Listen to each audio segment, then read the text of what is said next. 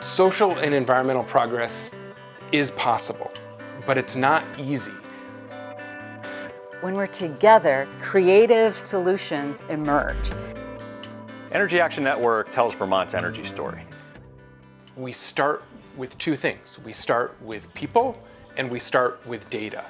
And those two things combined have a power that is far beyond one on its own. Energy Action Network is really two things. It's both a really broad network that brings together hundreds of people who are working together toward the same mission, and that network is supported by a very small backbone nonprofit. The network is made up of 250 plus public sector, private sector, nonprofit sector, university, utility partners working collaboratively towards a common agenda.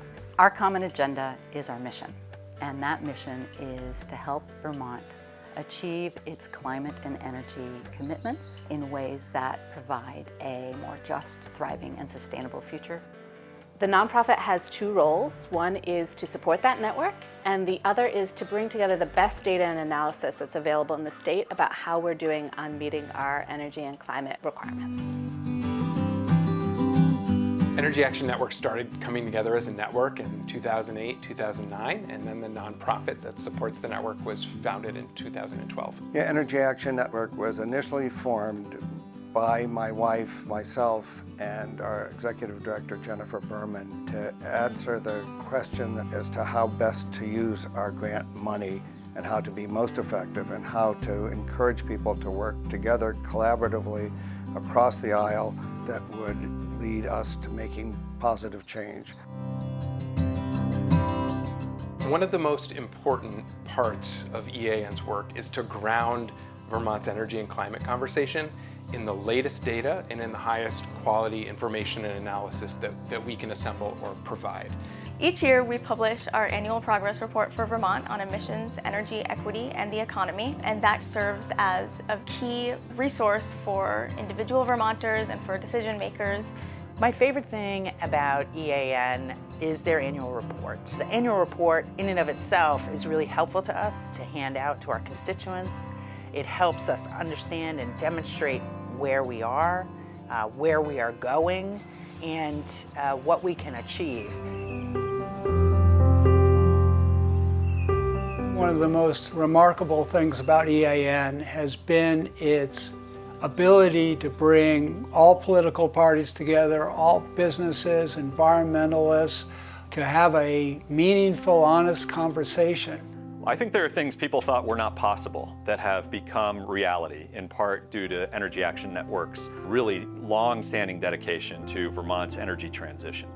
We think about the Global Warming Solutions Act and the Climate Council and Energy Action Network's role in supporting that type of thinking, that systems thinking about how we're going to tackle climate change, bringing to the forefront the data that says, hey, we're doing a lot, but we're not doing enough, and we need to do more, and here are the sectors where we need to do it. These are all policies and initiatives that really sprang from the convening power of Energy Action Network. Before I came to Vermont, I worked all over the world on sustainable development issues and climate change. And when I got here and I saw that there was an organization like Energy Action Network that was actually drawing from all over the state to have people work collaboratively on solving these really complex issues, it was my dream. And I felt so lucky to come into this organization. When we put our time and our resources into supporting EAN, we're really supporting that broader framework of climate progress that's unique and that has really contributed to some meaningful policy development within the state of Vermont. I think one of the great things about EAN, it isn't really about any one person. It's not about me, it's not about the executive director, it's about the people that come together, and it's really about the work that they do. We need a diversity of perspectives, bringing together the wisdom and will of many different stakeholders to work strategically to identify and then enact durable, effective social change. My hope for EAN's future is that we can continue to cultivate a culture of respect and hard work.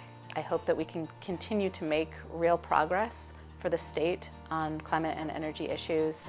These are urgent issues. and we can't afford not to make as much progress as possible. We know that climate disruption is here.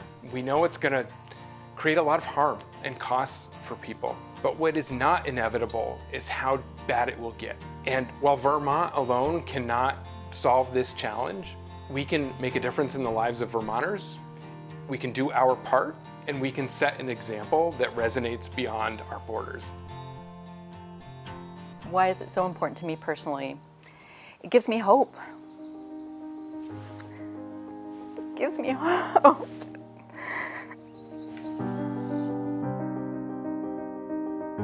What makes EAN unique really is the people that we are bringing together.